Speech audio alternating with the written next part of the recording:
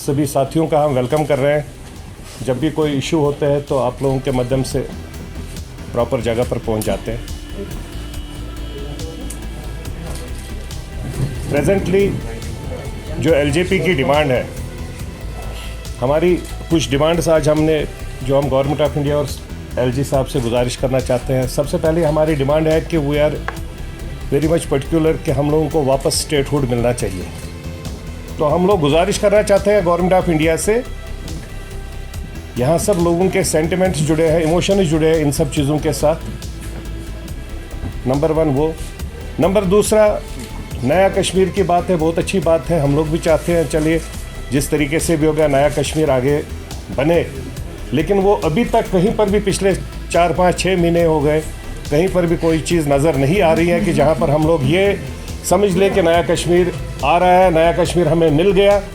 जिस तरीके से हम लोग रात को जब सोते हैं हमें पता नहीं लगती है बिजली कब जाती है, और सवेरे जब उठते हैं ना उस टाइम बिजली होती है ना रात को बिजली होती है, जिससे बड़ी डिफ़िकल्टियाँ होती है। Already we are lacking lot of things here.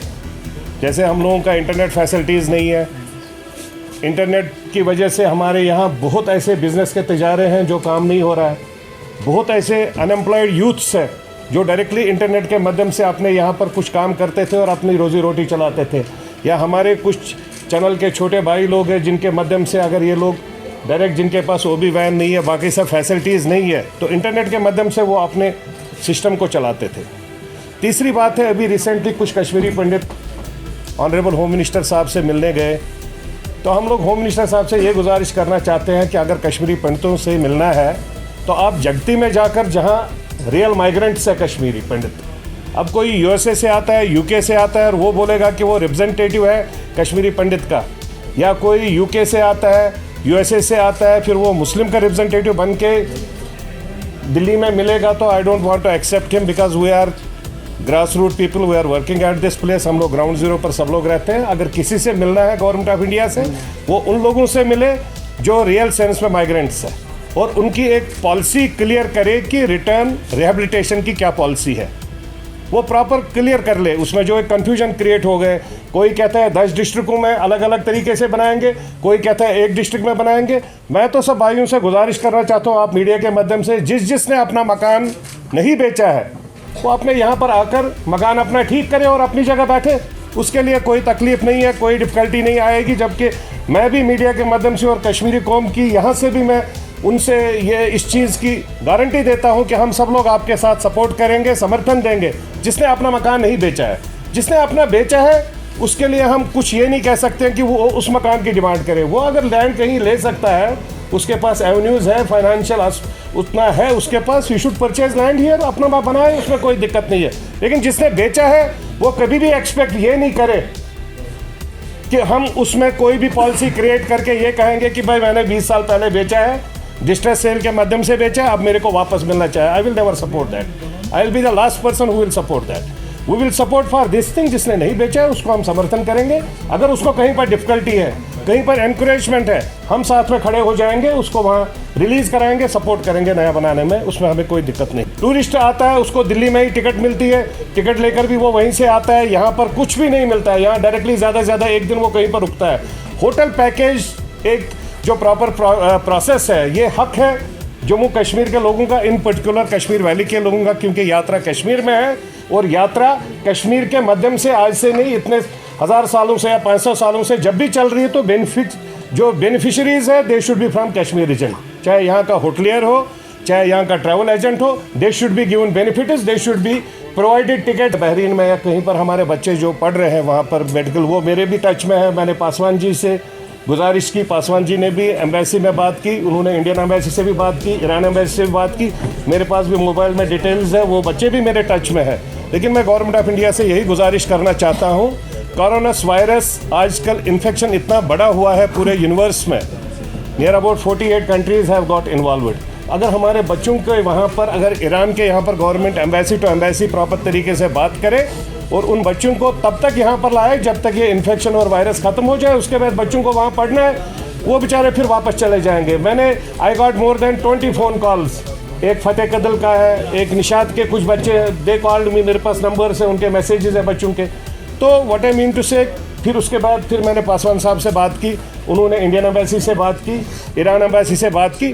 But मैं इसमें एलजी साहब से गुजारिश करना चाहता हूँ कि हमारे यहाँ के कम से कम 150 से 200 बच्चे हैं, तो उनकी पैरवी के लिए गवर्नमेंट सामने आ जाए, एलजी साहब होम मिनिस्टर साहब से बात करें, एक्सटर्नल अफेयर्स मंत्रालय से बात करें, परसुएशन और फास्ट करें। हमारे यहाँ से तो कैबिनेट मंत्री टू कैबिनेट मिनिस्टर बात हुई, लेकिन जब गवर्नमेंट टू गवर्नमेंट वहाँ बात हो जाएगी तो ज़्यादा फर्क पड़ेगा।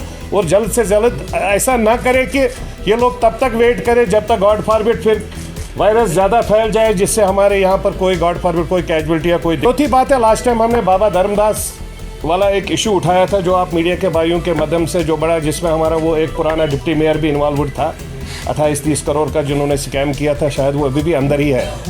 तो अब उसमें क्या हुआ है कि ऑलरेडी ऑनरेबल हाई कोर्ट का उसमें सिटे है, डी काम उस टाइम सामुन साहब थे, उन्होंने भी उसमें दिया। लेकिन बदकिस्मती से कल जब हम वहाँ से घूमे तो हमें नज़र आ गया कि ये जो माहौल यहाँ पर होगा, इस माहौल का भी फ़ायदा उन्होंने उठाया, उन्होंने काम स्टार्ट कर दिया।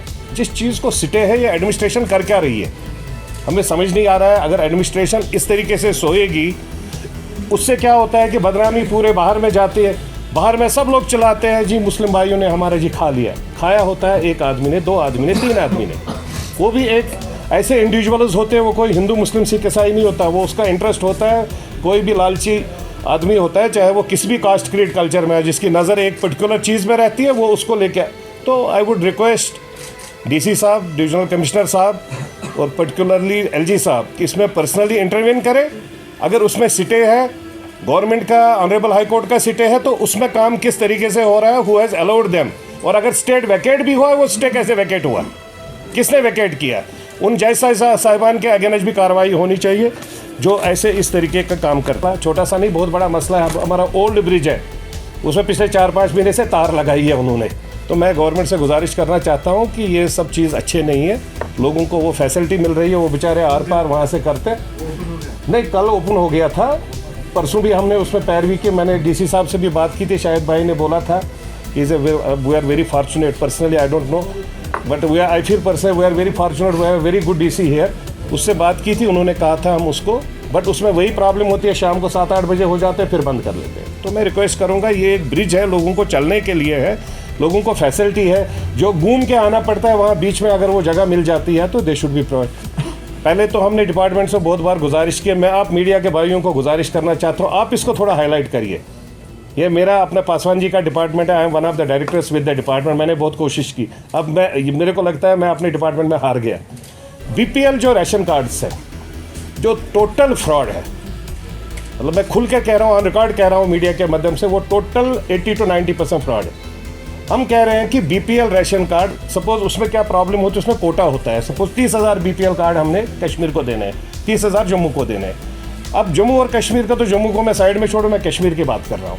जो 30,000 मेरे को देने हैं, तो ये 30,000 में से 29-28,000 सब पॉलिटिकल लीडरों ने अपने अपने वर्करों को दिए, और उन वर्करों को दिए हैं जो अपनी गाड़ियों में घूम, उनको शर्म नहीं आती है। 5 वक्त नमाज वो सामने बोलते हैं, 5 वक्त नमाज करके पढ़ के निकलते हैं, लेकिन वही लोग अपनी गाड़ी में जाकर एक गरीब का, रेड़े वाले का हक ले रहे हैं। जब उनका कट जाएगा तब उस गरीब आदमी को मिलेगा, क्योंकि वो 30 से ऊपर 31 नहीं बनेगा, एक कोटा रहता है गवर्नमेंट ऑफ इंडिया का।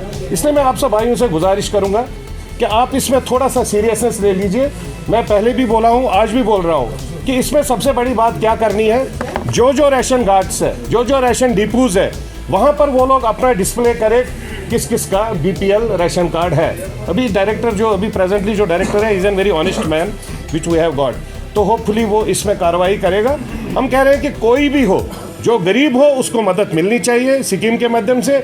अब उसमें खाली राशन कार्ड नहीं है, उसमें वो 5 लाख का गोल्डन कार्ड है, उसमें बाकी वो गैस सिलेंडर की फैसिलिटीज़ है, और वो सब फैसिलिटीज़ उस गरीब आदमी को नहीं मिल रही है, जो बेचारा रेडे पर रहता है, जिसको 50 किलो चावल हम 150 रुपये में दे सकते हैं, वो बेचारा 800-1000 रुपये में चावल लाता है, और वहाँ पर जो दोयम सरमाएदार वो भी नहीं लेता है उस चावल को, वो चावल फिर राशन डिपो वाले बेच देते हैं। तो इसमें मैं आप सब मीडिया वालों से पर्सनली रिक्वेस्ट कर रहा हूँ, आप थोड़ा सा इसमें सीरियसली इन्वॉल्व हो जाइए। डायरेक्टर को आज से आई थिंक 6-7 के 2016 में राशन 10 रुपये के हिसाब से इन्होंने 1 महीने बेचा है।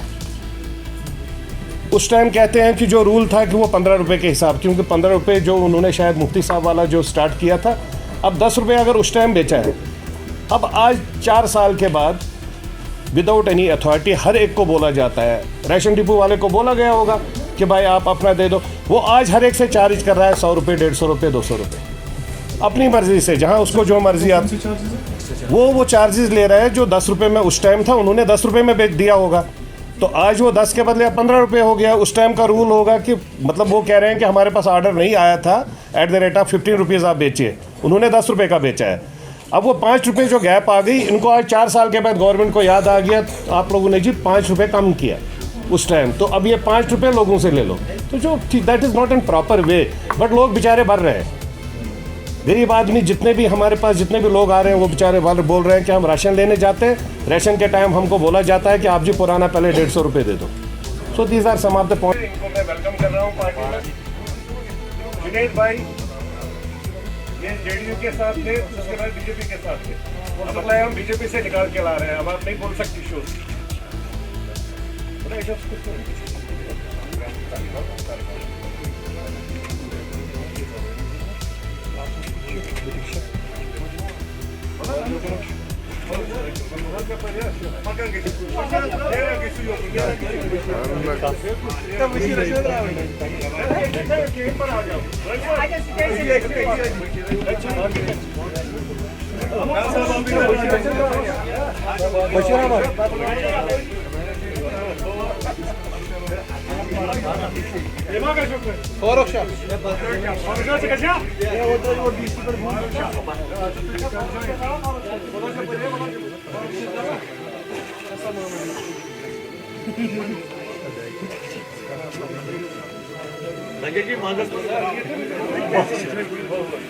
Peki vaka grup foto okunu. Sir group photo आ